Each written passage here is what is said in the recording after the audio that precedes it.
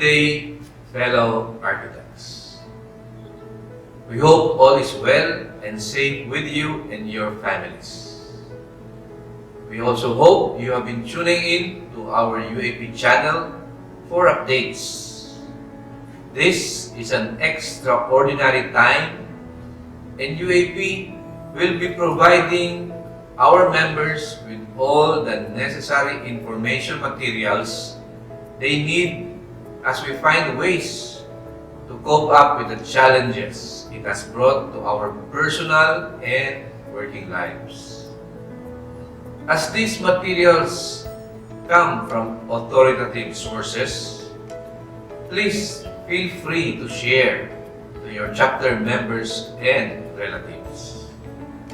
Also, it is truly hard when there are fears and uncertainties in everyone, especially since we all know we are fighting against a disease we all cannot see, and our fight against this virus has just begun. 3 weeks ago, I was speaking on how UAP can do its share during this time of crisis. Surprisingly, a lot of our districts, chapters, areas, and individual architects have been doing their share. And we at the UAP National appreciate all the contributions of our chapters, districts, areas, individual architects of the UAP in sending your suggestions to us or what you have been doing to fight the COVID-19 virus in the comforts of your homes.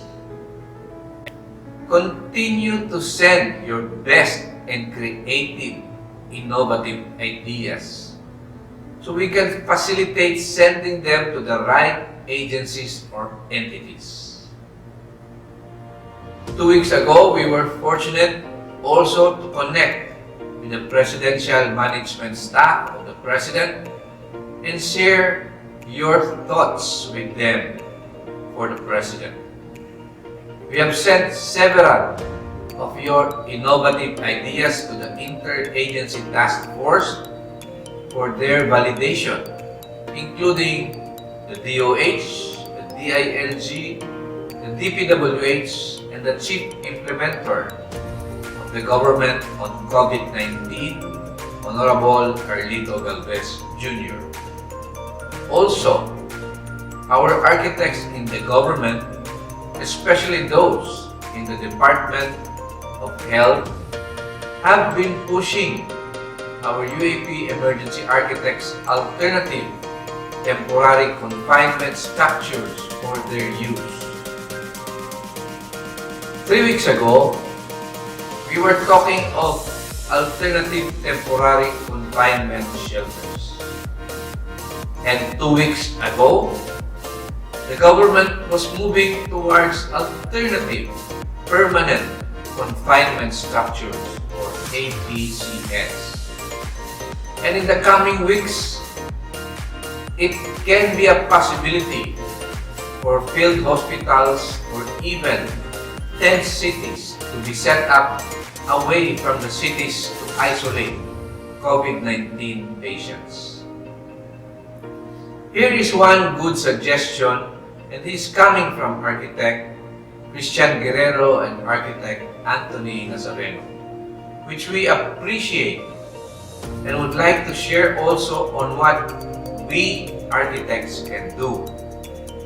For UAP to encourage each chapter nationwide to talk or discuss with their local government officials to help in the preparation and planning for the repurposing of all public schools and or convention centers if the local government has this within their area. To create emergency quarantine facilities. This is where our government architects can showcase their abilities and shine. This takes so much less funding since these are already facilities in place. There are bathrooms, and the design of public school classrooms make it for ideal isolation for different categories of COVID-19 cases. Plus, there can be rest areas for the frontliners in some classrooms as well.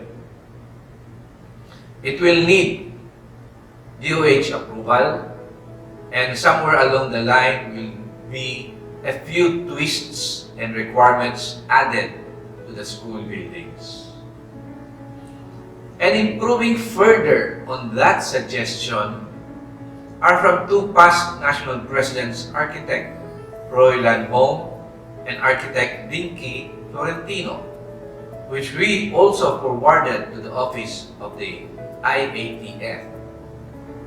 The right professional who has this capability of identifying the proper building among several school buildings because their expertise is in the orientation, wind direction, daylight, physical structures for rehabilitation, circulation, functional flow, is the architect. So here, the architect can act as the facilitator in recommending the right school building inside their campus. If it is a state university or a public high school or public elementary school, then the architect for physical facilities of that government school or university can do the recommendations to the school administrator.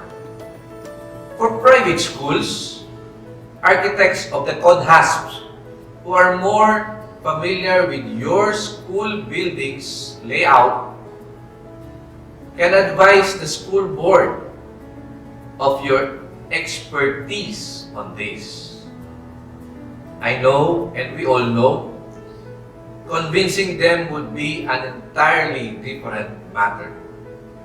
But your opinion counts here. You, as the architect, can be the facilitator and the most knowledgeable one. So we say, go for it. Let us be a positive force for the organization. Be a part of these ongoing efforts to free us from the COVID-19 virus. Help our frontliners. Join our call for cash donations.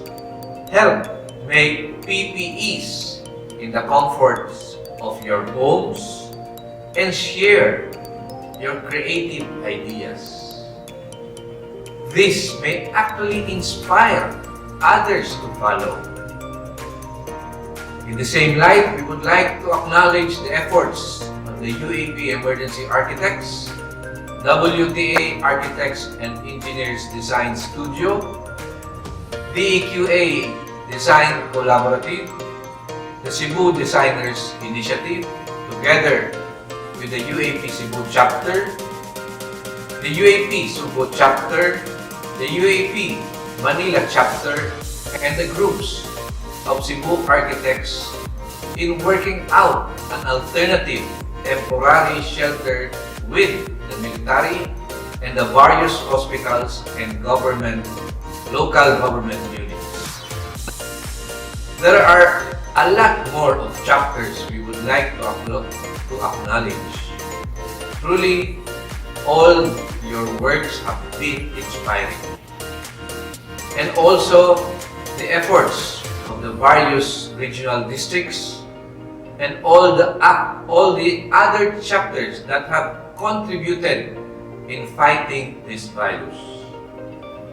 We will acknowledge all of you in succeeding UAP Channel News at YouTube for your efforts to be of service to the country and to our organization. Again, tune in to the UAP channel for more updates for the organization and what we are doing and what we all will be doing. Keep safe and stay at home, everyone. If you need to go out of your homes, please do wear your personal protective equipment and always please bring your face masks. Do wash your hands often. May God be with us.